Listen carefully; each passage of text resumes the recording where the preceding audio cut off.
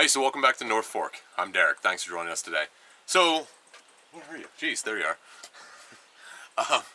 So we're doing another one of these stacking chats. Maddie and I are down here. We just finished up another one. We still got more wood to unload, so just trying to come up with a couple things that we can do to record a couple quick videos, put in between, and you guys can learn a little bit about us, a little bit about what we do and kind of what our insights are. And so one of the things that I see a lot of people ask, a lot of questions that come up is, what's the best firewood to burn? You watch my channel enough and you'll see that I burn a little bit of everything. But what is the best firewood? Is it oak? Is it hickory? Anything like that? And really the answer is going to vary from area to area. If you're out west where they've only got lodgepole pine or, all softwoods out there, you're not going to get oak. So the answer is going to vary. Around here, oak is probably one of the best, one of the easiest to get. There are some harder woods that grow around here, whether it's hickory or locust or something like that. It's got some good heat value in it. And those are good woods to burn, but they're not very plentiful around this area. Other areas they might be, but around here, oak is a pretty good wood that most people are going to burn.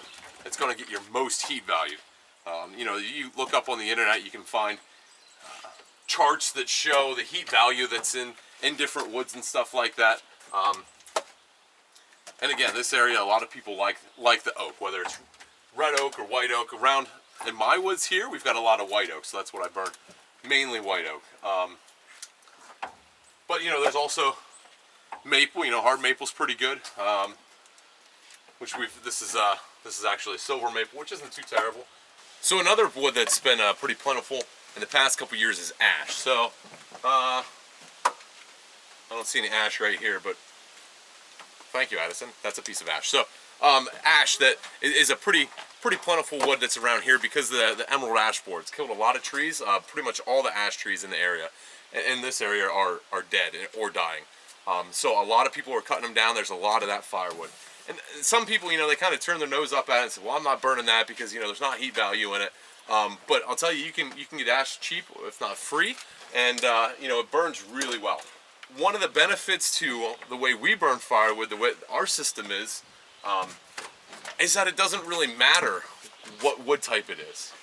You'll see me, I'll cut down a white pine tree, and I'll take it, and I'll cut it and split it, and I'll burn it.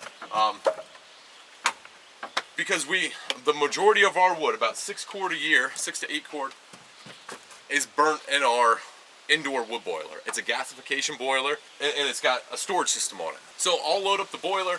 Right now in the summertime, I'll load it up about every week and a half. So I'll start the boiler and it'll burn, and it's got a water storage around it, 1,100 gallons of water storage.